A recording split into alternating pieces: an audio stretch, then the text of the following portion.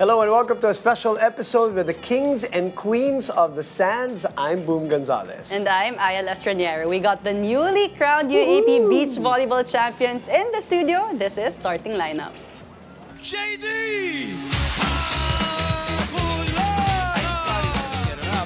Puts the long toss and hits it nice in the back of the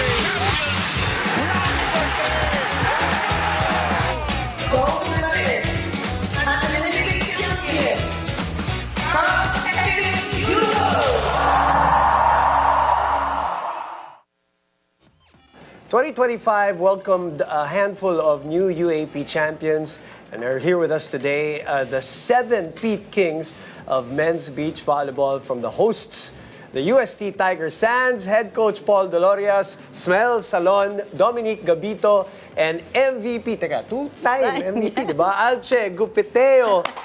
Yeah! First of all, si Coach nasasanay na sa pagdalo-dalo dito sa atin dito. Tsaka ngayon, Coach, maging komportable ka dahil mahaba ang usapan natin for both the men's and the women's. Simulan muna natin ito. Pagdating sa men's, may expectation talaga kayo, di ba? Parang expected na kayo manalo. Paano mo ina-approach yan ngayon pag ganyan every year? Kasi na-expect na kayo, host pa. So dagdag pa yung pressure. Coach Paul, go ahead.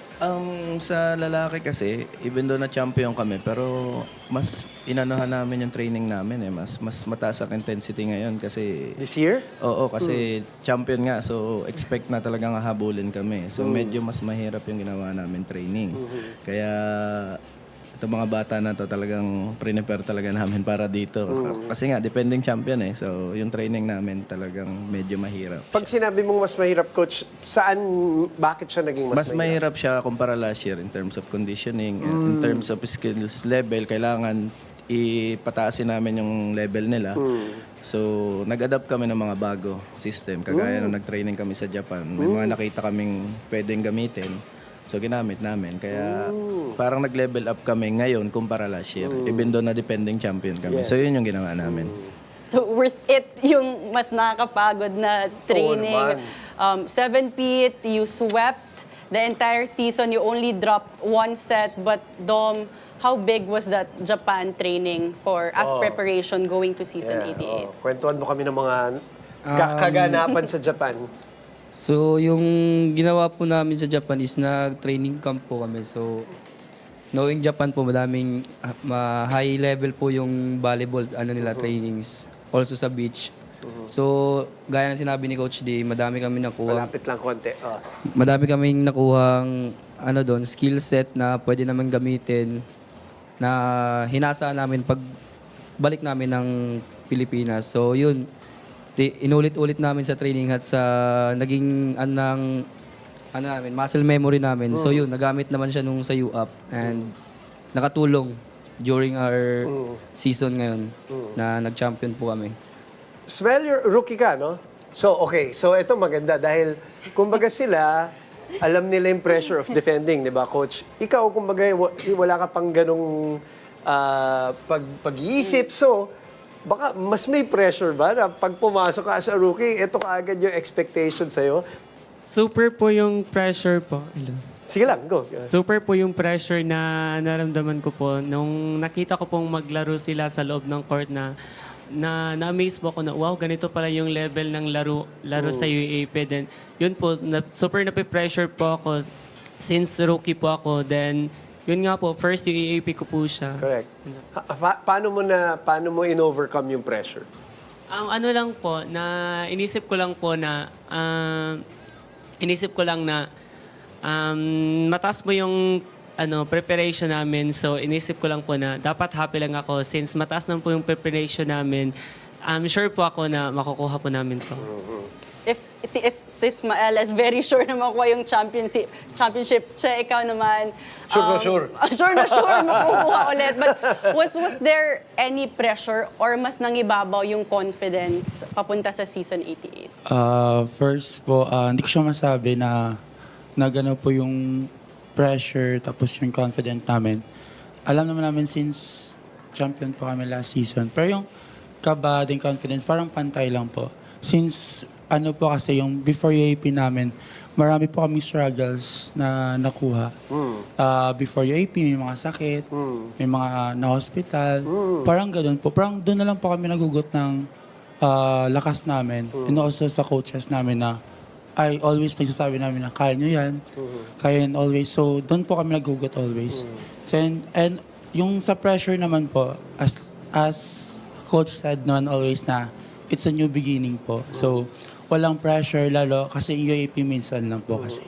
So yun po inisip namin na ay why not mag-enjoy na lang po muna kami. Parang ganun. Coach, kwento po sa amin yung mga ibang challenges na hindi nalalaman ng mga tao dito, yung mga sacrifices that has to be put not only to win but to maintain a winning culture. Actually, unang-una, ito si Dom, naoperahan to. Uy, Naoperahan ng appendicitis. bago yung season. Neto lang, bago actually, 2 months before. Before, wow. Then si Alchi, na ano yan, nagkabulutong yan. Okay. So na-clear siya 1 week before the season. Before the ano talaga, nalaro. So wala namin di naaabot. Oh, wow. So talagang ginawa namin ng paraan kung paano namin mai-survive talaga tong season na to. Pero mataas ang intensity ng training namin. Pero yun nga, dahil nga marami nagkakasakit, may mga naoperahan. So silang dalawa yun. Kaya tsinaga talaga namin, tapos ginawa namin ng paraan. Nagpalit-palitan muna sila sa block para yung endurance maka-recover. Tapos nag-all out kami dun sa pangalawang linggo. So talagang trinabaho namin yung anong 7 feet na to. Sobrang hirap para sa amin. Pero, Yun ang kaya ko gusto tanungin yun, no, Coach, kasi yun nga, pag binasa mo yung headline, 7 feet, isang set lang ang binagsak. Tapos pag kinento mo yan, iisipin mo, lalo pang mas matindi yung pinagdaanan nyo.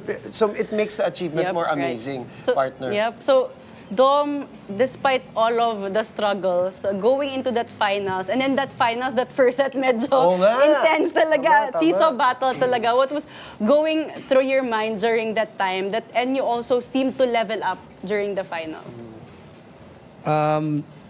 Nung unang tapat po namin ng Enyo po is, alam na po talaga namin na mataas na yung nilalaro nila. So, nung naglaro po kami ng championship, lalo na nung first set, dikdikan po eh. So, alam naman po na lahat dikdikan. So, ang nasa isip ko po nun, talagang nagtiwala na lang din ako sa sarili ko since nag-change target po sa akin nung first set by the end of the set.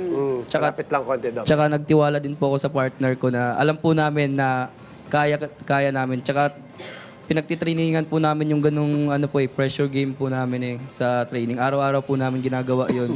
So sanay kami na napipressure sa loob. So yun lang yung pinanghuhugutan namin ng lakas na alam kong kaya namin kasi sanay na sanay kami dito. Lagi araw-araw namin itong ginagawa. So survive namin po. Yun lang, tiwala lang po kami sa sarili namin tapos sa program na ginagawa ng coaches po namin. Che, tatlo na ba? Tatlo lang, ano? Tatlo lang, 2 MVP. Anong pakiramdam ng ganun? Dahil medyo maganda yung mga linya ng mga player na na nakakasabay mo, babae at lalaki pagdating sa mga ganyang achievement. CC levels ang pinag-uusapan natin. So, kailangan kong tanungin, anong pakiramdam ng ganyan? 3 championships, 2 MVP. Yung first season ko po kasi, kinakabahan po talaga ako. Parang di ko po alam kung ano gagawin ko, ano kayong mangyayari sa game. So, kumbaga po kasi downfall talaga ako dun sa volleyball that time. Wow. So, Coach Dolo po nag-save sa akin. So, parang inisip ko na lang po talaga na, ay, para sa kanila to. Parang pangbawi ko po talaga sa kanila. And luckily po, nag-champion naman. So, pa nga po sa game na nagsasign ako, nangingirig ng kamay. Parang gano'n. Para ngayon, ano? para ngayon, dahil sa interview. Tama ba, Coach Dolo? Loko lang. Coach, last question. How special is this championship for you? 7 championship, but how different is this kind of championship? sobrang special kasi lahat ng teams nag-level up eh. Tapos lahat teams nag-focus sa beach talaga eh. So, talagang kailangan mong paghandaan every year. So, lahat magagaling. So, hindi mo na alam kung sino mananalo the next year eh. Kaya kailangan maging ready pa rin kami. So, itutuloy namin yung programa na nasimulan namin. Tapos papatasin pa namin yung level. At kung ano pa yung makuha namin na skills na pwede namin gamitin. Kaya kailangan ko tanungin si Ismael bago natin pakawalan na alam mong pahirap ng pahirap na magiging training. Di ba, Dolo? Dahil rookie, ikaw ngayon ang makakaranas ng pagtataas ng level ng training, which is good, di ba? Pero ano ngayon ang expectations mo sa sarili mo, knowing na defending champion ka na at aakyat pa ang training, mas magiging intense pa? Ano po siguro po, mas tataas po siguro yung level ng paglalaro ko po sa beach. Ano po, yun po, tataas po yung level ko po sa paglalaro po sa beach na ano po. Then, ano naman po ako sa mga coaches, yung sa mga skills na tinuturo nila sa amin, believe naman po kami sa kanila. Yung ano po, yun po, inaano po namin yung skills namin sa kanila, knowing po na bibigyan po kami, tinuturuan po kami nilang maayos. Yun po, siguro po tataas po yung level ko de. Sigurado yun, oh. So makikita ka namin next year dito sa show ulit. Ganun ba yun? Yun eh. Okay, salamat Salamat, Che. Salamat, Swell. Congratulations. Salamat. And congratulations. Matindi yung achievement. Huwag ka munang gumalaw, Coach ka lang, Lolo. Coach. No. We welcome the women's beach volleyball champions after the break. Stay tuned. You're watching Starting Lineup. Survive.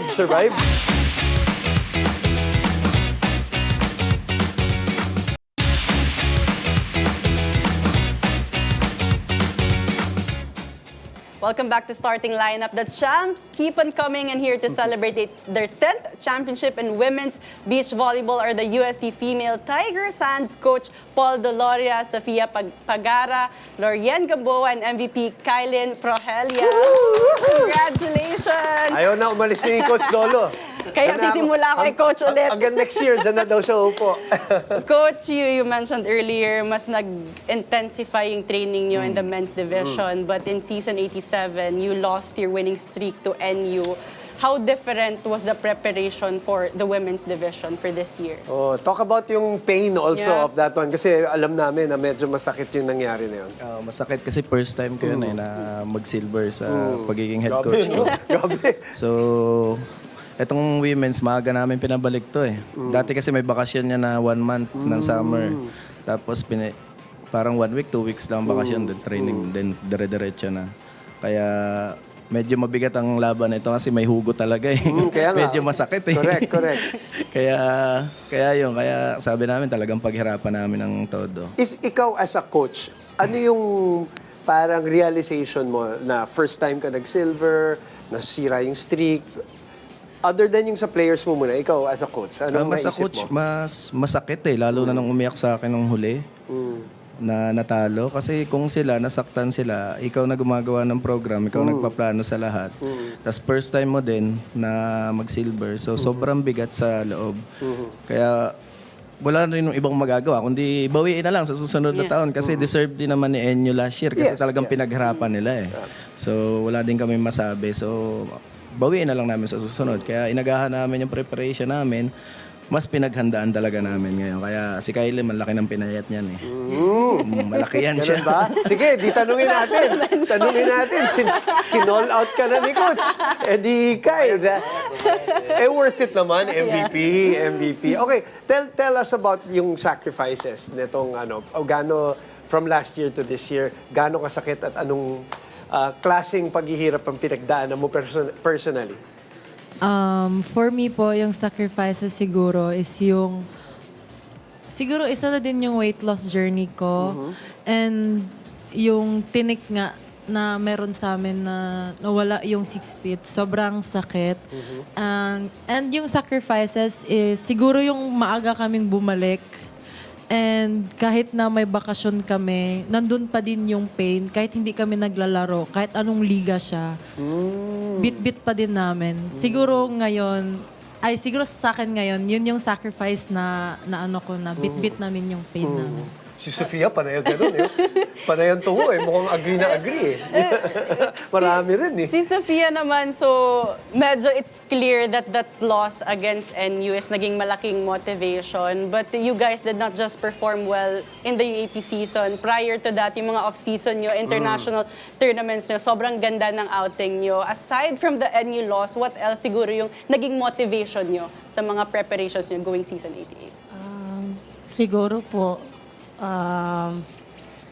yun pa rin talaga yung motivation po namin. Kasi sobrang sakit po talaga na naputol po yung 6 feet po na panalo po namin. Siguro, yun po yung pinaghawakan namin na parati namin iniisip na kailangan po talaga namin bumawi. Kasi like, sa haba po ng champion ng mga seniors po namin na sa amin, parang kami po yung nakaputol. So grabe po talaga yung tinik na nararamdaman po talaga namin nung natalo po kami. So yun po talaga yung nasa isip po talaga namin na kailangan namin bumawi at yun po yung nag-motivate sa amin na kailangan pa talaga mag-perform ng maayos po. Yun po. Kung si Sofia tungo ng tungo, si Lore medyo seryoso. Parang pinag-iisipan niya yung buong taon at kung ano nangyari. So ikaw, Lore, tell me how different itong naging taon na to. Obviously, nanalo kayo. So ano nagbago? Other than yung pinaghuhugutan nyo na emotionally, from a volleyball standpoint, ano nagbago sa tingin mo? Sa akin po, yung training, mas nag-put in kami ng effort this year. Grabe yung pag-strategize namin, yung tawag dito, yung tinuturo ng mga coaches kung paano talaga maghanap ng weak spot ng kalaban. Tsaka, mas intense talaga yung training namin this year compared sa last year. Yun po. No, seems like mas naging tactical yung strategy nyo this season, Coach. But extraordinary yung panalo nyo. No sets drop, Yun nga eh. sweep, 9-0. Tinalo yung lalaki, 1 set kami, wala. Season, for you, Coach, ano yung pinaka naging susi nyo to get that championship back to UST? Siguro itong babae, mas naging matured na sila eh. Kasi last year, si Kai, first year lang siya eh. So ngayon, then yung chemistry nilang dalawa, mas nabuo eh. So kahit na anong sitwasyon, kahit na may mga pressure, mas ano sila ngayon, mas buo sila. Kaya yun ang naging advantage namin. Mas nag-mature, yung chemistry mas gumanda, mas maganda tingnan sa loob ng court, mas pulido yung galaw. Wala bang, gusto ko malaman kung meron part ng season ng tournament na may pumasok ba na duda kahit na, kasi after a loss, may mga questions yan lagi pag naglalaro na, lalo na kung kunwari naghahabol or, medyo tigdikan yung laro. May pumapasok ba sa utak yung gano'n na, ako, ito na naman, or may konting duda? Meron bang gano'n? Actually po, pumasok talaga yan sa isip ko nung elimination namin ng NU na, what if pala mangyari ulit yung pangyayari kasi nga baka mas lamangan kami ng takot namin. Pero pinag-pray ko lang din talaga na sana kayanin namin, tsaka pinaghugutan ko din sa coach na naniniwala sila sa amin ulit na maglaro para maibalik namin yung championship na wala sa amin last year. Sofia naman, you guys booked the ticket earlier than NU kasi extended yung game ni NU against FU. But when NU won that game, nalaman nyo na sila na yung kalaban nyo in the championship, what was going in through your head? Siguro nag-prepare po talaga kami. Like, nung naglaro po sila, like, nanood po talaga kami kung ano po yung ginagawa nila. Para, like, last season po kasi parang kalmado po kami. Like, sa mga laro nila, hindi kami nagtitingin, ganyan-ganyan. Parang yung mindset po namin, hindi nakafocus kung naglaro na sila, ganun po. No, so, nung naglaro po sila, like, nanood po talaga kami kung paano namin sila laruin pag sila po yung nanalo. Yun po. Clore, ano naging sikreto ng success niyo this year? Other than yung mga napag-usapan natin na intensive training, mas maaga kayo nagsimula. Pagdating sa volleyball, anong naging sikreto nitong team na to? Wala kayong dinrap na set. Was it just confidence? Was it tactical? Anong sa tingin mo ngayon na parang tapos na ang lahat? I think it was our motivation to make bawi from last year, and also our eagerness to win talaga. Yeah. Did it play in your head also na lalo na ngayon kasi host kami. Host tayo. Yeah, Yun sabi din ni Kai. po, parang maganda din na nagiging champion din kami sa year na naging host yung UST. Oo, no? Oo. Coach, in the championship of men's, you were already emotional in the championship, but you were extra emotional Grabe yung mga pictures, no? Yung lumabas. when the women's won. And then I believe it was Sophia running towards you to celebrate. Yeah. How big was the relief siguro after winning the championship? Or what was the Yeah, emotion? Relief emotions nga like, ba? yeah. Or you explain the picture that we just saw kasi napakaganda ng capture Yung na yun. picture na yon, kaya ako lalong naiyak doon. Kasi yan yung picture nung natalo kami. Ganyan din yung itsura nila nung yumakap sa akin. So, Ayan, nung oh. yumakap sila ulit sa akin na ganyan, ganyan na ganyan din nun. Pero that time, nagsasorry sila. Ngayon Correct. naman, nagte-thank you sila. Nice. Kaya lalo ko napaiyak. Sabi ko, lah, parang naulit. Pero ngayon, Celebration. celebration na. Parang tears of joy na. Kaya napasigaw ako. Sabi ko, hala, may pumasok sa utak ko na, lah, naulit-ulit to. Pero ngayon, mas maganda. Mas magandang nag-champion, sabi ko. Hindi umalis sa utak ko yun eh. Kaya sobrang proud ako sa mga to. Lalo na dito sa babae. Kasi binawi nila, hindi lang ako, pati yung mga ate nila eh. Kasi yung pinagtatrabahuan lahat eh. Mga seniors. Mga nandun nga lahat eh. Yeah. Sila si Sinanod, lahat. Kasi gusto nilang makita paano bumawi itong mga to. Kaya, yun, hindi ko na rin maramdaman talagang. Namalid na. Sobrang saya na lang ako. Nagsisigaw na lang din ako no, kasi natanggal na rin yung dinadamdam namin sa loob ng isang taon. Kumbaga yung pinaghirapan namin, natinik, naalis na. So ngayon, paano na lang namin i-maintain yung gagawin namin para next Sanay ka year. na dyan. Sanay, that's the challenge. Kaya may gusto ko parang sabihin, parang may gusto kong idagdag. Ikaw na yung may last Wait, word. Naalala ko lang pala na sinabi ni Coach nung pagkalapit naman sabi niya, sa wakas na wala na yung tinik na binitbit natin ng isang taon. That's Yun talaga. nice. That's nice. Awesome. Okay, next year ulit. Challenge, that's the challenge. Next year. Sana, pahinga daw muna. Well, congratulations. Golden double yun, ha? Banggitin natin, mabigat yun on the year that you hosted. So, Coach Dolo, you're a legend. Congratulations talaga to everyone, to the men, and to the whole of UST. All right. Thank you very much for coming to the show. All right, more sports stories when we return. Stay tuned here on Starting Lineup. Yeah.